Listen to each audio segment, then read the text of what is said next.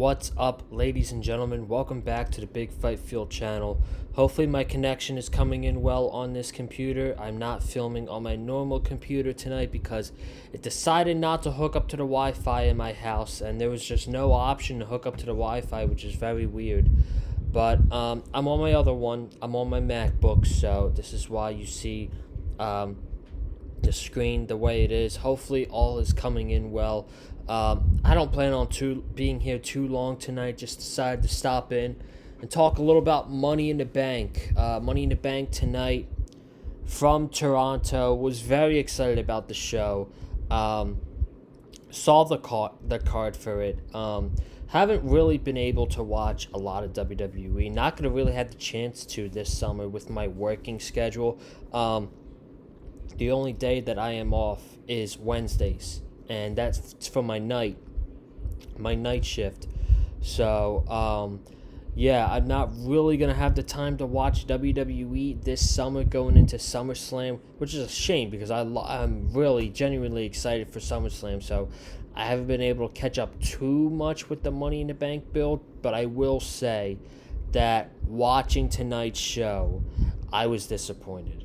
I was a little bit disappointed by the results of the show.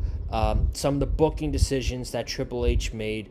This fly is bothering me, flying all around this room right now in my studio. And, the way he went about the men's Money in the Bank ladder match and the World Heavyweight Championship just really left a sour taste in my mouth. And, there's some people out there who did enjoy the show, which, good for them. And then there's some people out there who are shilling about the show and praising it no matter what. In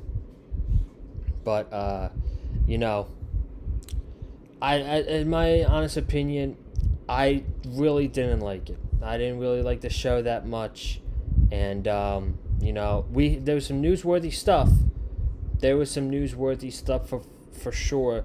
We'll talk about John Cena and what he will be doing in 2025. That was probably the biggest topic on this show. The biggest thing on this show was by far the John Cena news. John Cena was there.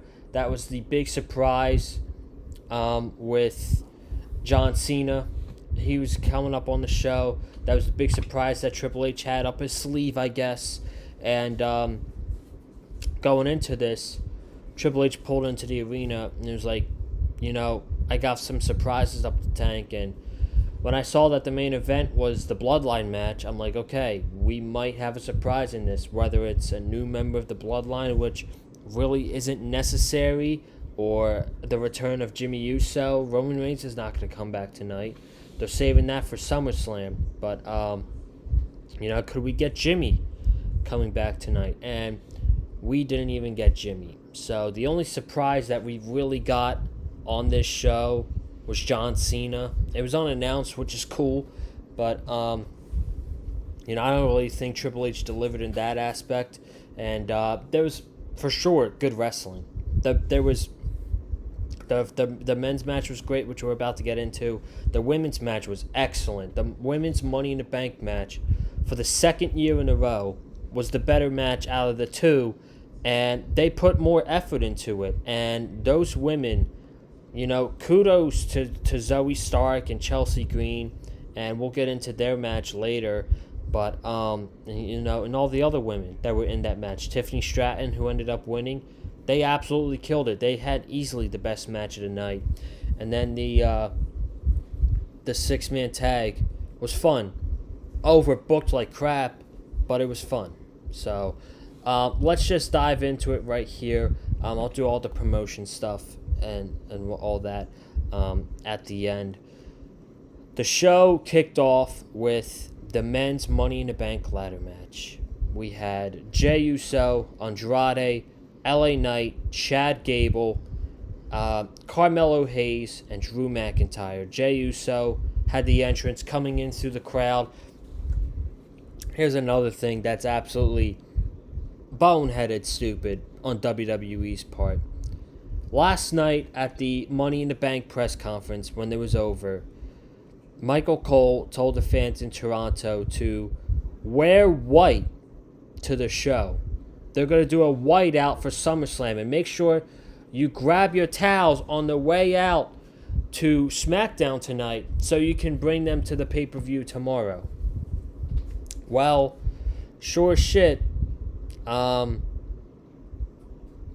barely half the fans wore white, so that was a bad idea by WWE on their part. Hopefully they learned from their mistake. But the Jey Uso entrance, always cool. But let's talk about this match. The match was very good. And, there's some nice spots in there. Carmelo Hayes and Andrade, a Russian leg sweep onto a ladder. That was nasty. Andrade did a sunset flip onto Carmelo Hayes, bouncing off a basketball like the ladder. So they did a rewrite of the 2019 Money in the Bank ladder match with the spot between Andrade and Finn Balor. So that was cool. And there was some other cool moments in there with LA Knight, Chad Gable suplexing a ladder onto Andrade. This is towards the end of the match where Chad Gable was on top of the ladder, and I thought for sure at this point that we would be getting old Uncle Howdy coming out to cost Chad Gable the Money in the Bank ladder match. We did not get that. He instead got punched off the ladder by Jey Uso. So Jey Uso is on top. He's going to unhook the briefcase, and Drew McIntyre just launches a ladder onto Jey Uso. Jey Uso collapsed. Drew McIntyre, he climbs up to the top.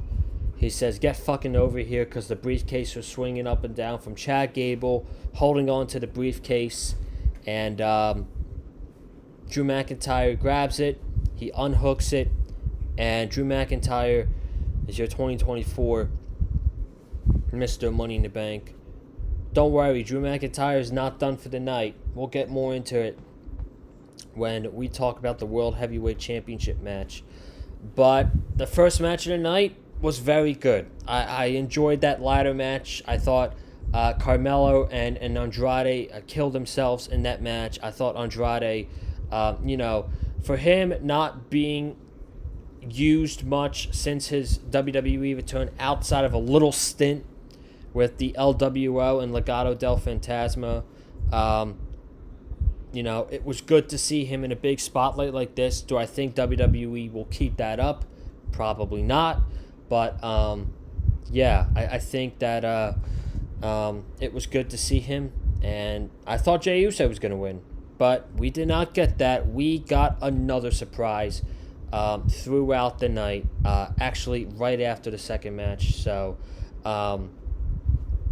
Braun Breaker, Sami Zayn, Intercontinental Championship. This I did not like. I did not like this match. The match was fine for what it was. But every Sami Zayn match is the same. And I've noticed that tonight in this match with Braun Breaker. That every match Sami Zayn wrestles in, so I'm trying to get this fly off, and it just flew away. Great. Every match Sami Zayn wrestles in on pay-per-view is the same. He gets beat up. He gets destroyed by the heel. The heel is dominating throughout the match. He comes back to the end. He squeaks out a win. He hits a haluva kick on a limping knee or whatever it is, and he wins the match at the end. I'm not saying Sami Zayn matches are bad, but it's every match. He had the same match tonight with Braun Breaker that he did with Chad Gable. The only difference from his match with Gunther at WrestleMania was the fact that they got more time. Sami Zayn got more offense in. Those guys were actually able to tell a story, and it wasn't the same match. than these matches are. But ever since Sami Zayn has won the Intercontinental Championship, it's been the same thing. So Sami beats Braun Breaker clean. Do I like that decision? Absolutely not.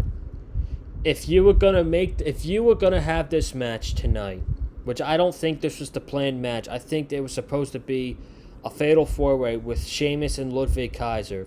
But the problem is Ludwig got hurt in a match with Breaker, so they couldn't do a fatal four-way. But if you were gonna do this match tonight, then Breaker should have lost on a roll-up where Sami Zayn eked one out, even though he eked one out tonight, basically.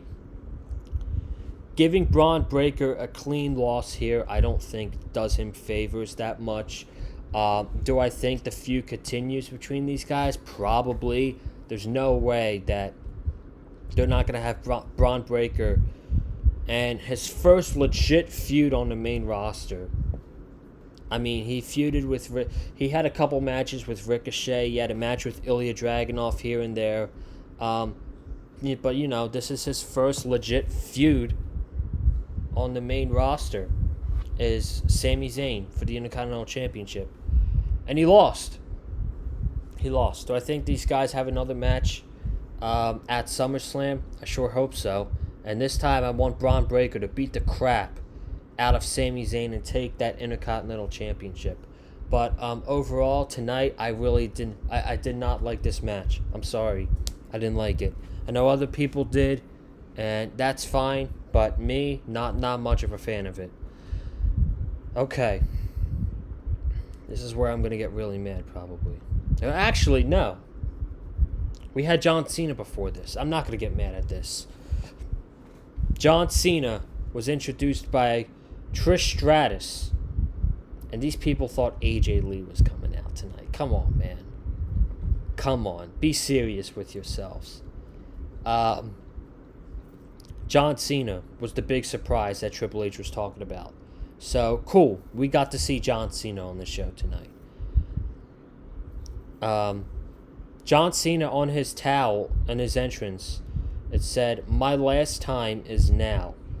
So, Cena, right from the get-go, I'm like, okay, this is going to be something about retirement. It's a big night. It's in Canada. He's got something to say. In his very first sentence, he mentions how he is going to be retiring. But he's not going to be retiring tonight. Tonight is just the beginning of the retirement tour for John Cena. And he talks about Canadian wrestling fans and when WWE goes to Canada. And he says no matter when WWE's hot or WWE's cold, the Canadian wrestling fans always show up. So he's putting over the Canadian fans. And he then mentions his last year. And he talks about Monday Night Raw going to Netflix. And he's never been on a show on Netflix. So John Cena will be on Monday Night Raw on Netflix come 2025. So there you go. I'm sure I would love to see some uncensored John Cena on Netflix. That is going to be money. So how much we see John Cena, I don't know. But then he mentions in 2025 that it will be my last Royal Rumble. And it will also be my last Elimination Chamber. And it will also be my last WrestleMania. And he stops there. And he says some more stuff. And he puts the fans over more. So right there, people thought that this was going to be John Cena's last... that John Cena's last match was going to be at WrestleMania. That is not the case. John Cena cleared the air that, hey, this is not where my career is ending. He says right now the plan, if everything goes according to plan, is to start at January 2025 and go all the way to December. He says, of course, I've got other obligations on the outside, such as movies, but if everything goes to plan, this is where we're going to be. It's going to go from January 2025 all the way until December of 2025. So there you have it. A lot of people, including myself, were speculating on Twitter. Who should John Cena's last match at WrestleMania be? Who should John Cena's retirement match be? Now we have the entire year to book John Cena's retirement tour. And with that in mind, John Cena should win a world championship one more time. It needs to happen. It needs to happen. I was sitting up here, I was about to come up here and tell you how I think John Cena's last match at WrestleMania should be against Randy Orton. But now, Cena's not having his last match at WrestleMania. He's going all the way through the year. And if he's doing that, then he needs to win the World Championship at least one more time. And I don't know who he beats. I don't know if he beats Cody. I don't know if he beats Randy Orton. I don't know. But there is a plethora of things that you can do with John Cena in 2025. A match with Randy Orton, I think, should be one of them. A match with Cody Rhodes for the World Championship, for the WWE Championship, should be one of them. Maybe that's his Royal Rumble match. Maybe it's John Cena versus Cody Rhodes for the WWE Championship at the Royal Rumble. That's something I can absolutely get behind. And then later on in the year, he goes on to win the actual WWE Championship. So, it's going to be sad and it's going to be emotional because we all grew up watching Cena. And eventually it was going to happen, but cherish it now because we've got a year. We've got one more full year of John Cena, and then he's hanging it up. So now I can go from happy to mad about what happened next. Because what happened next was the worst thing on the show. Seth Rollins against Damian Priest. This match was fine. The match was going fine. It was going good. Crowd's chanting, "This is awesome." Great. And then Seth Rollins hits the Falcon Arrow. And it all goes downhill. Seth Rollins hits the Falcon Arrow. And the ref botched the 3 count. I don't know if it was the ref. I don't know if it was Damian Priest. I have no idea. So, the production with Drew McIntyre's music, I don't know. So, he hits the Falcon Arrow, Rollins does, and the ref doesn't count to 3. Damian Priest doesn't kick out. And moments later, Drew McIntyre comes up, and his music hits. And I'm like, I see this coming from a mile away. I know exactly what's about to happen. And they've done it twice already. They've done it twice. And Drew McIntyre, he cashes in his Money in the Bank. He gives Damian Priest a Claymore. And moments later, there's CM Punk. Attacking Drew McIntyre. Hitting him with a steel chair on the outside. Throwing him back in the ring. And Damian Priest, there he is once again, picking up the scraps south of heaven. And Damian Priest retains the World Heavyweight Championship. They love this fucking Damian Priest, man. Let me tell you, because I thought he should have lost the title at Scotland to Drew McIntyre. You could have done a cash-in tonight or whatever, where Punk screwed him tonight as the champion. That would have been fine. But, like, you're beating a dead horse now. It's like beating a dead horse. CM Punk costs Drew McIntyre the championship at WrestleMania. Damian Priest ends up cashing in on Drew McIntyre after he wins the championship because of CM Punk. Drew McIntyre doesn't win the World Championship in Scotland because of CM Punk. His home country because of CM Punk. And then Drew McIntyre wins Money in the Bank. He cashes and he loses because of CM Punk. So not only have you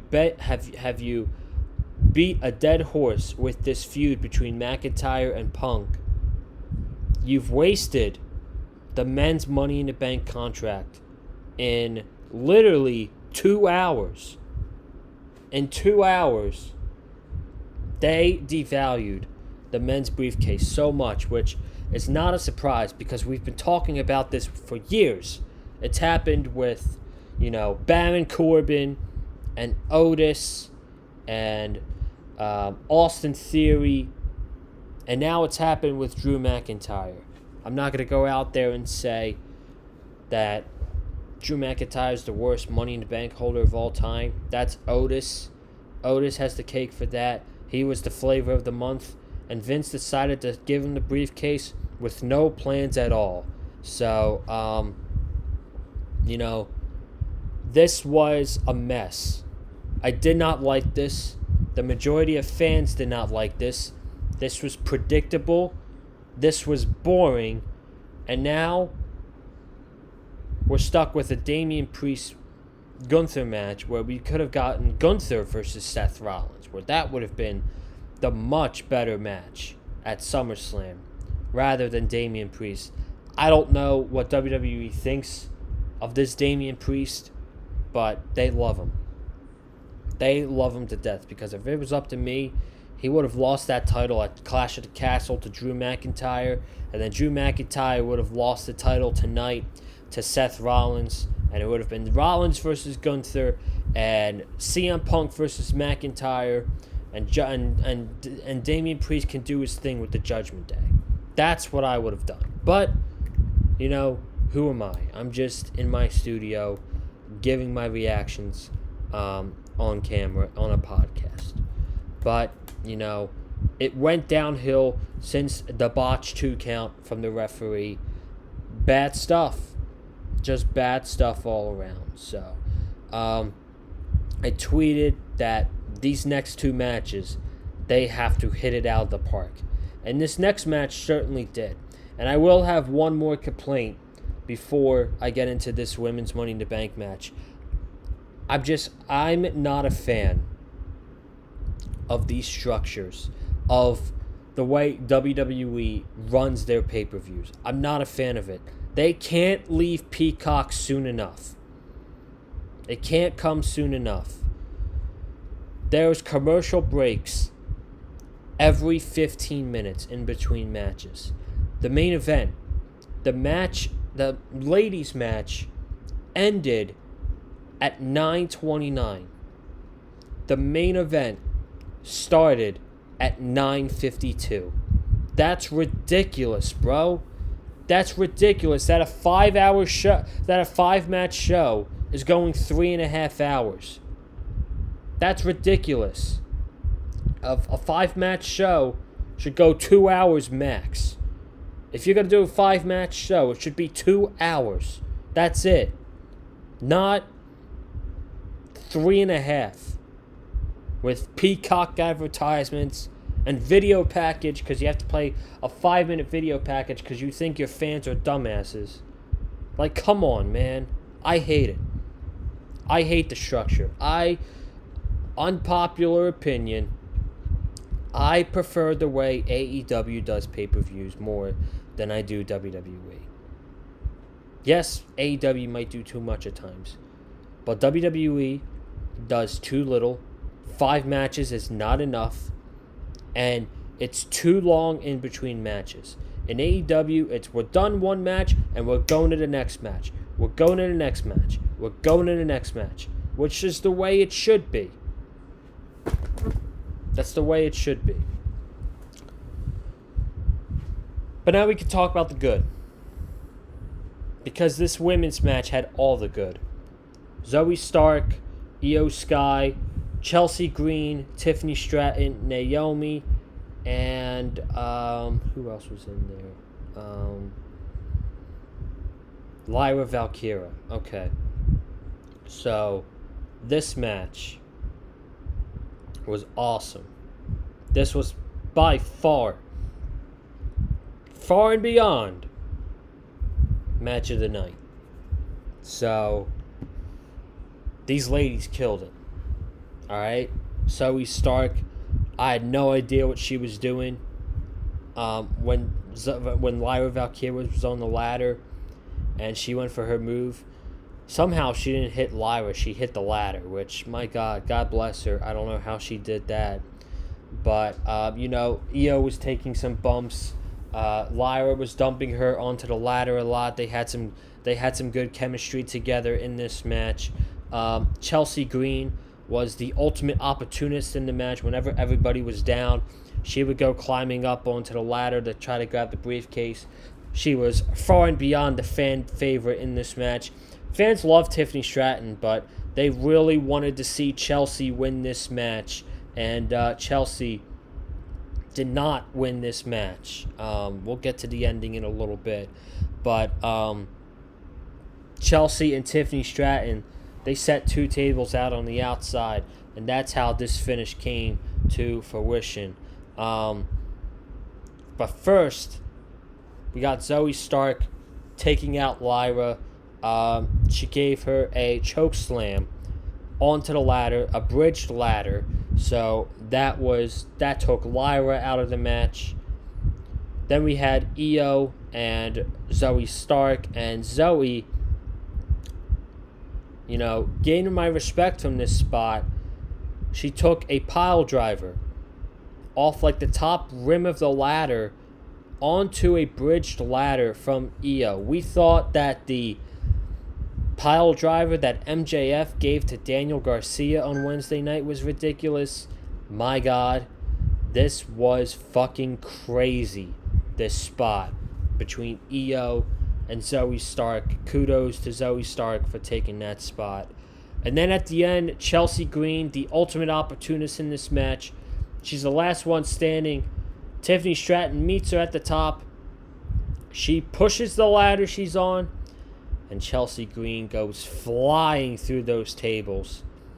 Tiffany Stratton grabs the Money in the Bank contract, and she wins Money in the Bank. This was far and beyond the best thing on the show tonight, the best booking decision that Triple H made tonight, and this was fucking excellent. This was the match of the night by far. This was probably the best women's Money in the Bank ladder match that WWE has ever done, to be honest with you. Ever done. So, kudos to all those ladies in that match. They deserve a nice round of applause when they head back to Gorilla after that match, hopefully. And then the main event. The Bloodline. This was Solo Sikoa, Tama Tonga, and Jacob Fatu against Cody Rhodes, Randy Orton, and Kevin Owens. Thoughts and prayers with Kevin Owens. He's been going through a rough week. His mother's in a hospital in Quebec. He said last night on SmackDown he was been in the hospital in Quebec all week, being on the side of his mother.